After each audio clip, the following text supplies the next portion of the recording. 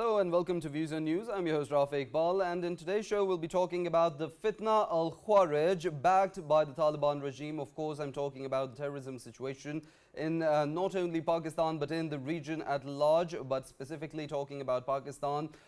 We have time and time again, the Pakistani authorities have time and time again reiterated of how there's a threat of terrorism and a wave of terrorism that is emanating from Afghanistan soil, and the terror outfits, the banned militant organizations, they have been using Afghan soil to carry out their attacks inside Pakistan. And in regards to that, we've seen a surge of these terrorist attacks in Pakistan, particularly in the Khyber Pakhtunkhwa and Balochistan provinces.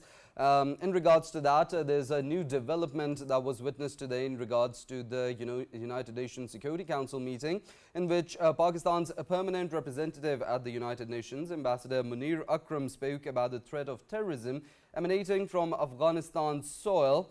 And he also termed the TTP as the largest terror organization in Afghanistan, which is carrying out attacks in Pakistan under the protection of the Taliban regime. He also said that Pakistan is ready to cooperate with the regional and international organizations to eliminate the TTP threat, and also reaffirmed Pakistan's dedication to supporting peace and a stable Afghanistan. In regards to that, as we have also said earlier, Pakistan has time and time again reiterated and called upon the Afghan interim government to take action against these terror outfits and these banned militants that have been carrying out attacks in Pakistan. But we have seen, to utter disappointment, that the interim Afghan government has not been taking any credible action, which is a violation of the Doha Accord, as well as the Taliban regime. They were a party to the Doha Accord, and they had promised to the international community that the Afghanistan soil would not be used for terrorism. In that regards, the United Nations chief also urged the Taliban regime to stop terror attacks against Pakistan that have been emanating from Afghanistan soil. The country's interior minister, there have been statements from the Foreign Office spokesperson, there have been statements from the police officials, the high-ranking senior police officials, with regards to evidence as well, solid evidence that proves the nexus of these terror outfits with Afghanistan, and how they're using Afghanistan soil and for their planning, abetting of the terror attacks that they're carrying out in different parts of the country, and of course attacking Pakistan's security forces as well. We've seen a recent incident at the border as well, where militants were neutralized by the Pakistan security forces as they were trying to infiltrate Pakistan from the Afghanistan soil, but they were neutralized by the security forces of Pakistan in timely and effective manner. So these are also, all these incidents are a testament to how these militants have been using and continue to use the Afghanistan soil to carry out their nefarious designs in Pakistan, and how the Afghan Taliban has not been taking any credible action against them, which gives the impression that the Fitna al-Khawarij have a backing from the Taliban regime. We'll be discussing the different aspects of terrorism emanating from Afghanistan soil, and how the Fitna al-Khawarij are having the support and are being backed by the Taliban regime. In regards to that, in the studios, we've been joined by Air Commodore retired Basit Raza Abbasi, who is joined us as a senior analyst. Thank you for your time and being part of the conversation. When we talk about terrorism, the threat of terrorism, and of course instability in the region, the wave of terrorism that we're seeing, the spike in terror attacks across the country, it comes at a time when Pakistan, the Pakistani government, is focused very heavily on efforts for economic revitalization, their efforts for regional connectivity. We're seeing the CPEC entering its phase 2. We're seeing the BRI advancing with its progress. And of course, there's the integration with the South Asia and the Central Asian states. In these times when there's so much effort for economic trade activity to increase, for economic revival of different countries, and the trade activity in the region to increase overall, there's the threat of terrorism emanating from Afghanistan soil. How do you see spoiling not only the peace of the region, but also affecting the success and prosperity of the region? I totally agree with you. This is a golden opportunity for Pakistan. And despite very sort of situation which is very bad these days, the economic conditions, we have a downturn, but there is a rising trend, there is a ray of hope. we can see like only today there was news that for the first time the current account the deficit has been eliminated. So this kind of positive signs, the remittances from the expatriate Pakistanis, they are on the rise. They are all very positive indicators. The interest rate has just been cut down. So these are the things which are showing a trend that economy is finally stabilizing and moving towards strength. And this cannot be tolerated by the enemies of Pakistan. And at the moment, TTP is the spearhead of those nefarious activities orchestrated by India largely, and few other are enemies who are lurking behind in shadows. So there is no two ways about it that elimination of TTP is vital for Pakistan's interest. So long as these people have any freedom of movement in Pakistan, and wherever they are drawing their support from, all these sort of things have to be cut out. But having said that, we have to sort of also let some diplomatic efforts move, because we have to make sure we have invested a lot in Afghanistan. For 4 decades we have been fighting with them, first with the Mujahideen, then the Taliban, and we have been supporting them, and first against Russians and all that, the Soviet, not Russian, Soviet Union. So all this is a part of history. We sort of hosted 4 million Afghan refugees for decades. Angela Merkel was saluted by the world for allowing 1 million, just 1 million refugees to come to a strong, economically developed Western country, Germany. And Pakistan, a poor country, hosted 4 million refugees for decades after decades after decades. So this is our investment, and nobody can let its strategic advantage and investment squander away. I do not know how it has happened that 2 years back we all celebrated the formation of Afghan government after so much of sort of fighting and thing, and suddenly within 2 years it all has petered out, it has all vanished. I think there is something wrong. It's the machination of some powers who don't want this region to be stable, and we have to sort of understand and read their designs and fight against it. This is a new world. President Barack Obama pronounced pivot Asia. So Asia is the new reality. We should not always be looking towards west. Let's look east and maybe we find a solution there. So this is my take on this, that this situation is very, very sort of adverse for Pakistan, and we have sort of seen that Afghan government willy-nilly is at least allowing them a place to live and survive. And we must sort of impress on the Afghan government at the moment that they must be able to control these elements and make sure that Pakistan is not attacked from that direction.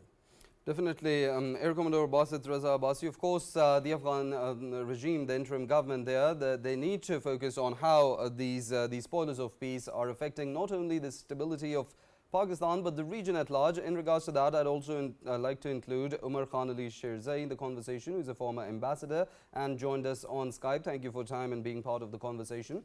Pardon me, we've been joined by Hassan Khan, Afghan affairs expert on Skype. Thank you for your time and being part of the conversation.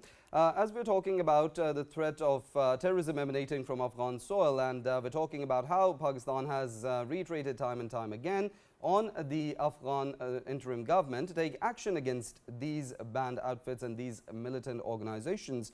With regards to that, the Afghan interim government, it was also a party to the Doha Accord, where they made promises to the international community that they would not allow these militants to use Afghan soil to carry out their attacks in different parts of the world, in the region or neighboring countries. How do you think the international community could have the Doha Accord enforced? Because the Afghan interim government that's sitting at the moment, that is giving the impression that it is backing those militants. How do you see the Doha Accord being enforced by the international community? I think this, as Mr. Abbasi has rightly pointed out to Pakistan's economy is getting stabilized and gradually, I hope the political stability will also take its course very soon. The way our political leaderships are conducting, the political parties are conducting itself. But yes, there is a major challenge on the security front, particularly the terrorist networks, various terrorist networks, including the major one is the TTP, which is operating, attacking Pakistan's interests, Pakistan's security forces, civil armed forces, and even the civilian. And unfortunately, their hideouts, their training centers, and their what we call it, they are living across the border very comfortably to, I think, with the support with the tacit, with the support of Amarat Islami. So this is a big challenge for Pakistan. It's not only Pakistan, which has time and again pointed it out that the TTP and other terror networks, somehow I think around 20 other terrorist syndicates, they are operating from using the Afghan sides. But it is quite unfortunate that Amarat Islami, which already I think if you go into the recent past, Pakistan has a support with the Taliban when they were fighting forces in Afghanistan for almost a decade. They were here in Pakistan. Pakistan was giving them all the facilities. Their families were here. Even now, most of the Taliban have their families in Pakistan. But quite unfortunately, look, they have succeeded in controlling the ETIM from launching attack against the Chinese interests. They have controlled to a major extent the Islamic Uzbekistan Islamic movement, or the TIP attacking the Turkmenistan interest, or the other terror network. But it is, I think, it's a matter of quite concern that as far the TTP is concerned, which is attacking Pakistan, killing the Pakistan security people, the civilian administration, people from the civil administration, and the ordinary people.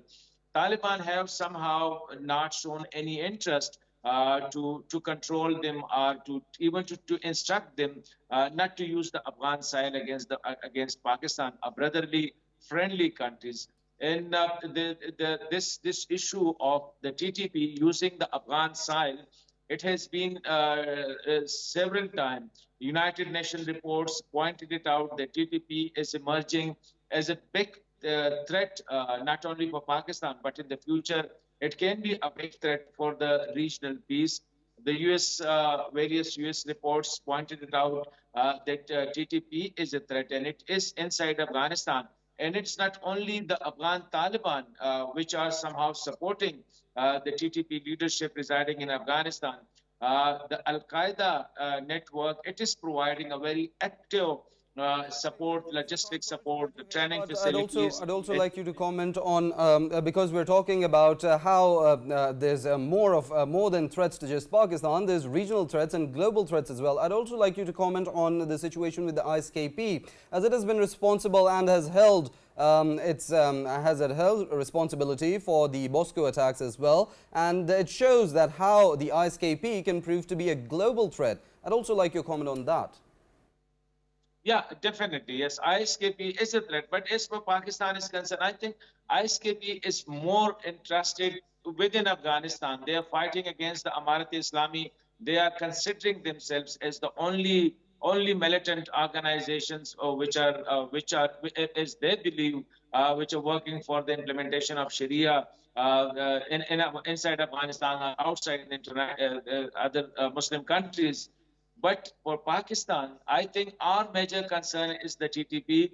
And yes, you are right to say that at the moment, Afghan side is posing a threat not only to Pakistan, but to the regional peace also. As earlier I mentioned, it's not only the TTP which is operating from the Afghan side, the ETIM is operating from Afghan side, ISKP is there, Daesh is there, Uzbekistan Islamic Movement is there, TTP, Turkmenistan Islamic Party is there, the TTT, the Tehrik-e-Taliban Tajikistan is there. So, and even the ISK, Daesh is also focusing on the Shias, particularly Shia spectre, particularly Iran. So this issue is not only, I don't see it as an issue between Pakistan and Afghanistan. I think it is an issue which shall be seen from a regional perspective. And Pakistan's need to, I think, engage the other six neighbors of Afghanistan also, particularly Iran, Tajikistan, Turkmenistan, and Uzbekistan, and especially the SCO member countries, because SCOs, which is going to held its meeting in Islamabad next week, I think its major forte is addressing the regional security issues to establish peace in the region. So I think Pakistan need to take it to forum like SCO. Already we are trying to convince the United Nations also, as you mentioned, Pakistan permanent representative in the UN. He has also pointed it out, and it's not only for the first time. I think a number of times he has pointed out to this issue that Afghan Taliban shall be forced, shall be convinced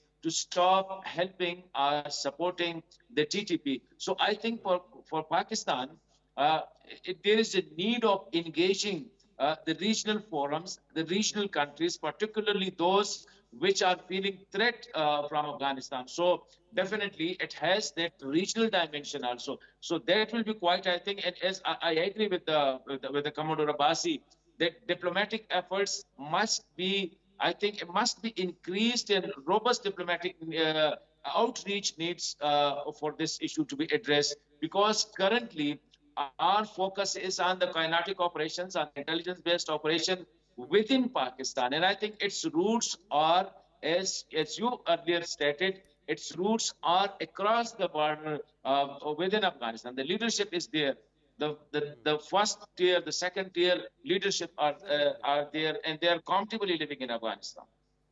So more of it. I'd like to include Umar Khan Ali Sherzai, former ambassador, in the conversation as well, as he's joined us in the studio. When we're talking about this should be regional efforts to curb and to call upon the Afghan interim government to stop these militant organizations from using the Afghan soil. How do you think the regional concerted efforts could play, especially in regards to intelligence and tech sharing? Bismillah ar-Rahman ar-Rahim. Of course, it is a good idea to take it up at the multinational level, whether it is SCO or any other forum. And as our colleague said, that our permanent representative in UN, Munir Akram, has also raised this issue several times in the UN, calling it Fitnatul Khawarij. And that is one option that we must, of course, utilize. Secondly, I would like to mention that it is a very tricky issue. We have to handle this very tactfully. On the one hand, not to antagonizing the Taliban and converting them into our enemies, and on the other hand, persuading them to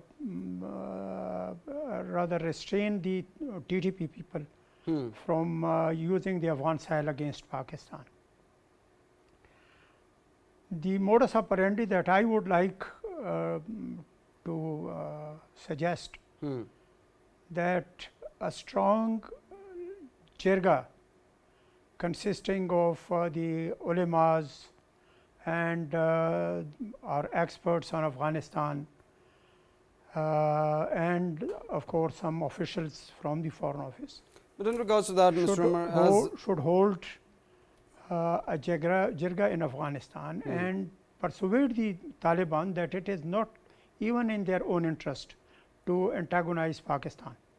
Well, Mr. Umar, in regards to that, the Prime Minister has also said that when the Balochistan, the spike in the recent terror attacks that we've seen in Balochistan, they happened, and of course the Prime Minister, Shehbaz Sharif, said that the terrorists should be crushed. And of course they've said, as Pakistan side has time and time again reiterated, on the Afghan Taliban to take action against these militants. But it's still not happening. With regards to the Doha Accord, we've also seen there were a lot of promises made to the world community, made to Pakistan as well. But the Taliban regime in Afghanistan, it has not been abiding by its promises.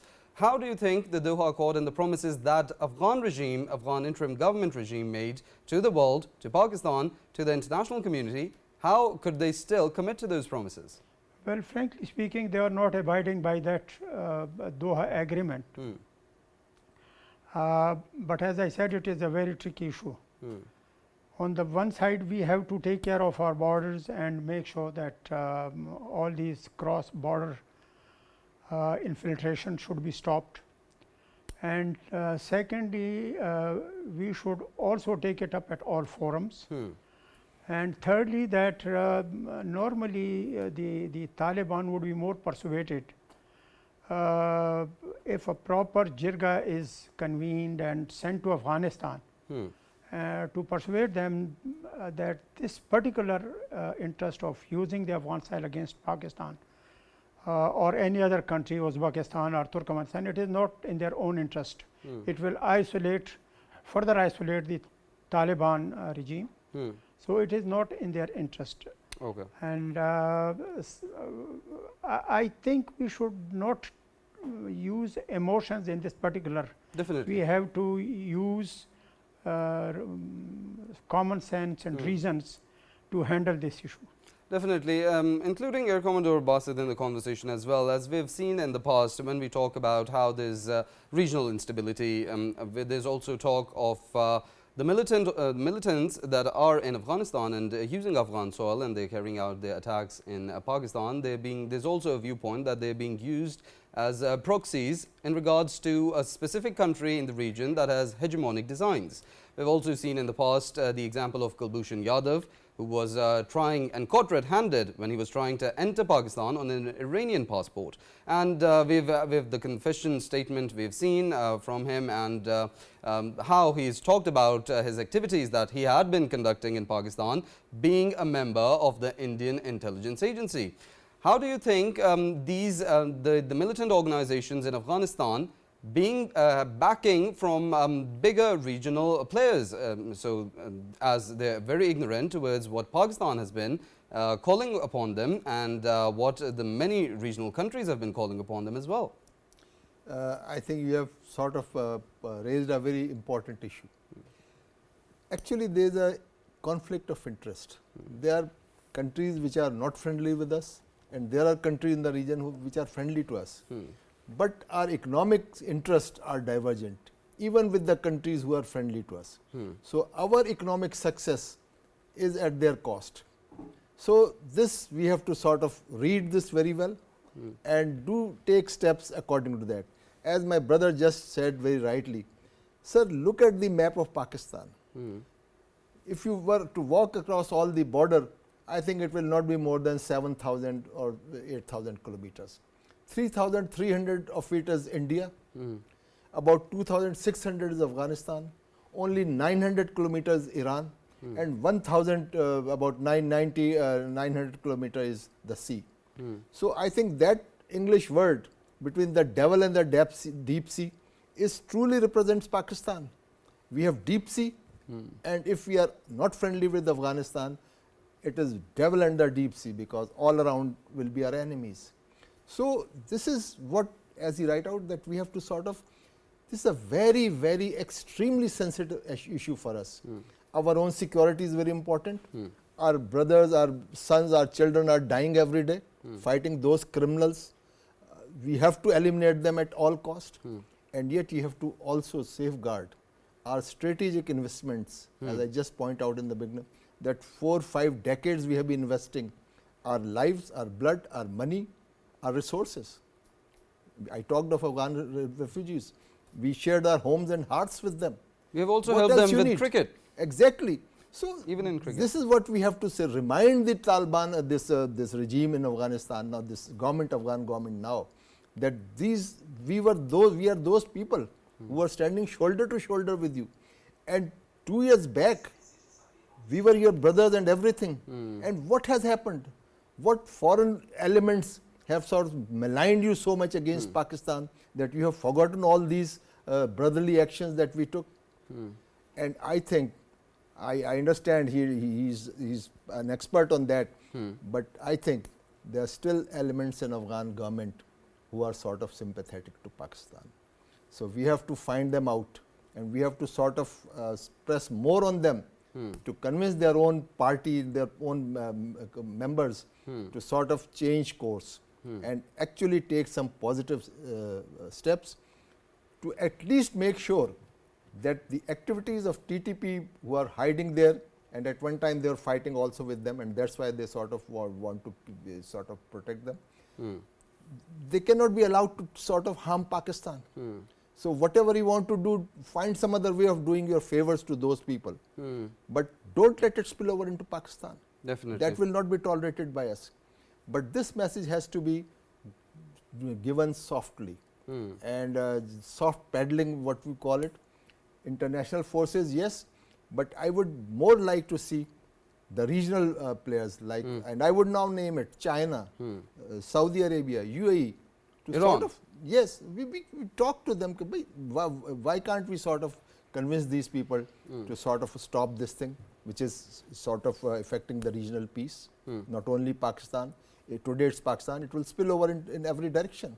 If you let this menace sort of flourish in your soil, it will not confine in one direction. It will spill over into all directions. Today it's us, tomorrow it will be you. So this kind of thing, this kind of diplomatic overtures have to go, and they have to pervade, they have to be multilateral and multi-faceted. Multidimensional. And that's the way we can perhaps, and I hope so, I hope very sincerely that we are able to sort of win back the Afghan government and ensure that our vital interests are safeguarded and not harmed from that direction. Definitely, and it's quite unnatural that Muslims are fighting with Muslims. They are a brotherly Muslim country, and the tensions that we've seen, the attacks that we've seen, that there are spoilers of peace, of course, that have been using the situation to exploit and sever ties between both the brotherly Muslim countries. In regards to that, Hassan Khan, I'd like your comment on as well in regards to what Air Commodore Basit had to say, as two Muslim countries fighting within one another, and of course there's some external element to that as well. How do you comment on that? Look, I think first Pakistan's, we will call it follies of the past.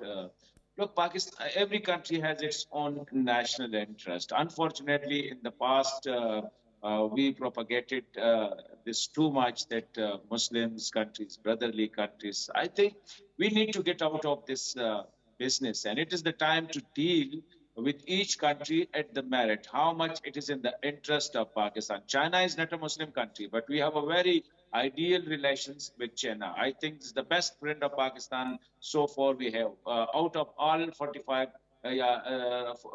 Muslim countries. Like there are so many other countries. I think the problems with us lies that sometimes we emotionalize things, which I think particularly related to the foreign affairs too.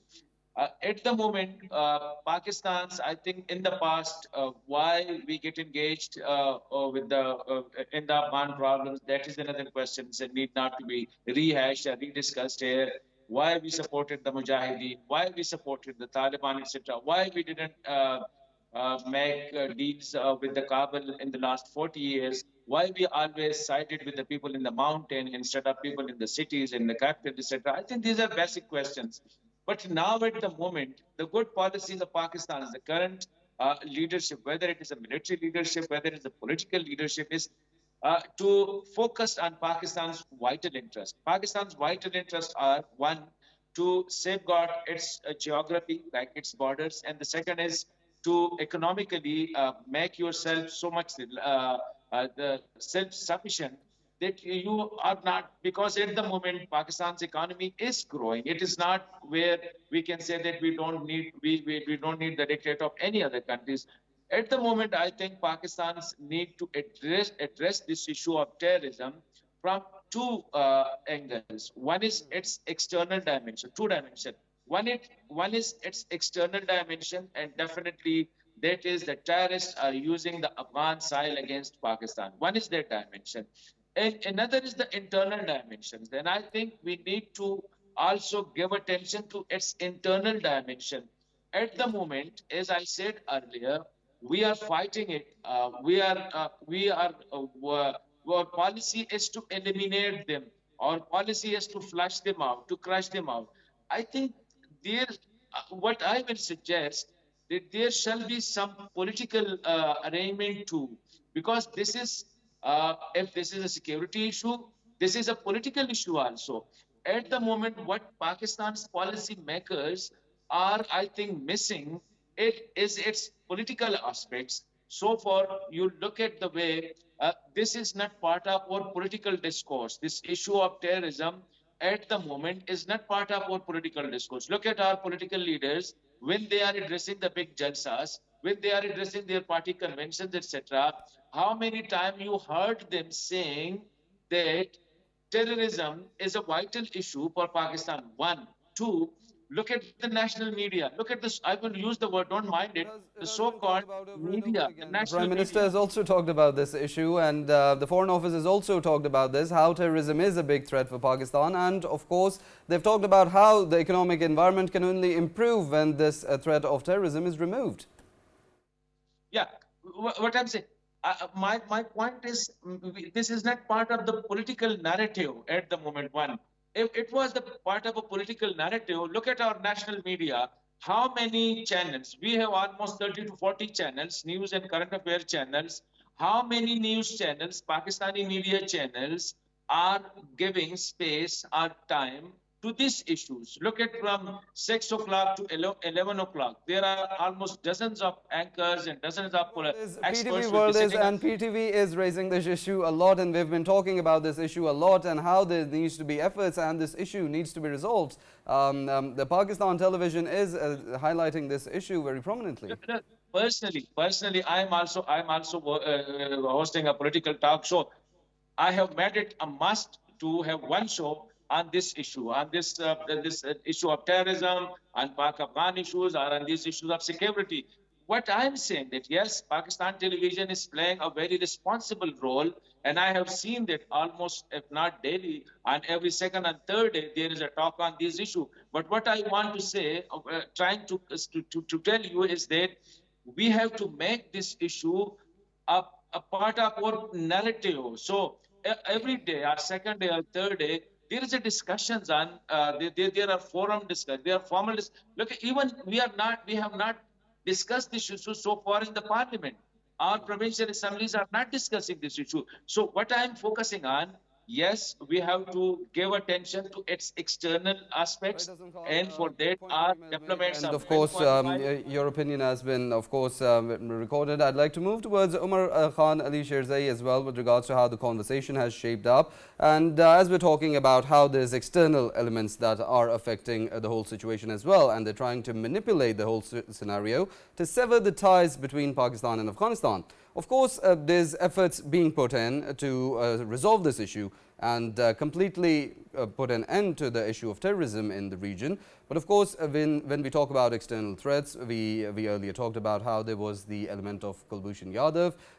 There's a certain country in the region with its hegemonic designs, and it's using and exploiting the situation to destabilize the region when we see there's so much economic cooperation going on in the region, regional trade activities, regional connectivity activities, and there's efforts at large for promoting stability, peace, and an inclusive environment for all the countries at large, so everyone can flourish equally. With regards to that, when we talk about the external elements capitalizing on the situation and how they're manipulating the situation to their advantage, and when we talk about the Afghan militants being used as proxies, the greater designs in the region, how do you comment on that? First of all, as I said earlier, that it is a very tricky issue and it has multiple dimensions. Number one, I think we made mistakes in the past by releasing all those TTP leaders who were in prisons in Pakistan. And you know, the PTI government released them, and now we are seeing the consequences of that action. Definitely kinetic efforts and dialogue is what you're saying to go hand in hand as a solution to the problem. But when we talk about the source, Mr. Air Commodore Basit Raza Abbasi, I'd like to come to you for that. When we talk about the American liability in the whole situation, we see that of course, the arms that are being used by the militants, they're US-made weapons. And we saw a hasty withdrawal of the situation. With regards to that, as how we're seeing the situation developing, do you think the United States should also play a role in curbing down the tensions, as the hasty withdrawal has also affected these weapons getting into the wrong hands? I would be very happy if United States can play a role, but that role should not be to stoke Pakistan to do something, because we have a history, and we must learn our lessons from our history. How many times have we stood by Americans, and when their interest was served, they discarded us like tissue papers? So we have to learn, we have to sort of, if they are ready to help, why not go and do something in Afghanistan about us. But if you are taking instructions from them what to do about this, then I think I would not be too happy on that. Pakistan must make its own decision. It's a matter of realpolitik. We have ethics, we have morality, we have everything. But realpolitik is also a reality of this world. And our interest of state comes first, first and foremost, above everything. We have friends all over. We have friends in the West, we have friends in the East. But who is our all-weather friend? That we have to find out and join hands with that. We must remain friendly with all the nations. With the Committee of Nations, we are part of it. We are a peaceful country. And our Qaid gave us the message that we want to be friendly with everybody. We are a peace-loving nation, but not at the cost of our vital interest. We will not carry out the diktats of the another country, whomsoever it is, West or East. So our policy makers have to make their own sort of decisions based on the performance of past history of our friends and our associates and our allies and whatever you call them, and select who is the best advisor, who is our best friend, who is our all-weather friend, and listen more to him than to the others. Definitely. Hassan Khan, I'd like your concluding remarks on the conversation, as well as to how much responsibility you would owe to the US for the hasty withdrawal and the weapons they left behind getting into the wrong hands. Yeah, I think this is very important, and it is where the elephant lies in the room. It was the US which has given to Taliban the whole Afghanistan, just like in a blade. They invited the Taliban to the talks. They excluded the then government. Whether that was right or wrong, that is another issue. But they continued talking to Taliban for almost 2 years. And at the end of the day, they signed a Doha agreement where they almost handed over. They excluded to take into confidence the then government and the government of Ashraf Ghani. And even now, it is the US which is financing the Amarat-e-Islami. Almost there is a cigar report, a US own report, that during the last 3 years, almost 17.69 billion have been injected into the Afghan economy. It has been given in a cash form. So I think US has a big role even today, because if US take its hands off from Afghanistan, hardly they will survive for a few months or for a few weeks.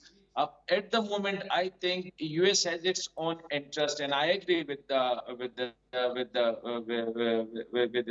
Commodore Abbasi that every country is looking for its own interest. US, for me, I'm looking at this issue from this angle, that US want to keep the pot boiling in Afghanistan, because this is a very important region. Look, Afghanistan is surrounded by almost 4 nuclear states.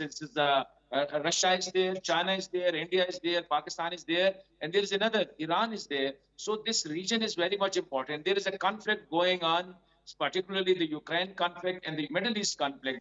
In such a situation, we can't wait and see that the US they will work for us. I think we have to take our decisions. I agree with it. And I agree with Mr. Sherzai also that diplomacy shall be given a chance. Diplomats shall be given a chance instead of resolving every issue by just hitting it or just destroying it or just eliminating it. We need to give diplomacy a chance, political leaders a chance. They shall come forward and also engage the regional countries, particularly. There is no role of OIC, the Organization of Islamic Countries, in this issue. I think we need it. Why I said the Shanghai Cooperation Organization, because it's a very active organization. It represents almost 40% of the world population and almost close to 30% of the world economy. So it's a very powerful, very crucial organization, and it has its interest in this region. whether it is China, whether it is Russia, whether it's Pakistan, India, and all the countries. They have interest in this region. So I think without that, if we say, I personally I'm very much suspicious about the role of the US, particularly in this case of Afghanistan. So if US proactively want to play a role, it can play a role. But at the moment, it seems to be not only a silent spectator, it seems to be on the other side of the table and just watching. And publicly, its only engagement is having Doha 1, Doha 2, and Doha 3, where there is nothing except just debating the issues. And look at the last Doha conference, which was Doha 3, even the topic for discussions, even the guest list, it was determined by Amarat Islami. So it means that there is a very close relationship between the Taliban and the US government. And that's the reason that the US has a very important role. But who will convince the US to play its part, particularly as far as the TTP is concerned or the other terrorist network is concerned? US may be interested in elimination of Al-Qaeda. It may be interested in elimination of Daesh, but US has a very least interest in elimination of ETIM, in elimination of TTP, or other terrorist networks which are focusing on either on the Central Asian countries or on Pakistan or on the Iranian side. Well, Hassan Khan, their guilty conscience could motivate them to take any action, considering their hasty withdrawal did cause these weapons to land in the wrong hands. Unfortunately, that's all the time we have for today. Of course, as we were talking about the Fitna al-Khawarij, as backed by the Taliban regime, we also talked about the solutions to the severity in the ties between Pakistan and Afghanistan. Of course, as there was a consensus by the panel discussion regarding kinetic operations and diplomacy. The two go hand in hand as a solution to the problem, and of course, Pakistan has the right to defend itself, as Pakistan has been putting a lot of efforts to revitalize its economy for connectivity with the Central Asian states, and of course, peace and stability in the region at large. We were joined by Umar Khan Ali Sherzai, former ambassador in the studios. Along with that, we were joined by Air Commodore retired Basit Raza Abbasi, senior analyst, and Hassan Khan, Afghan affairs expert, on Skype. I'd like to thank you all for your time and being part of the conversation. That's all we have from Views on News for today. See you same time on Monday. Till then, take care.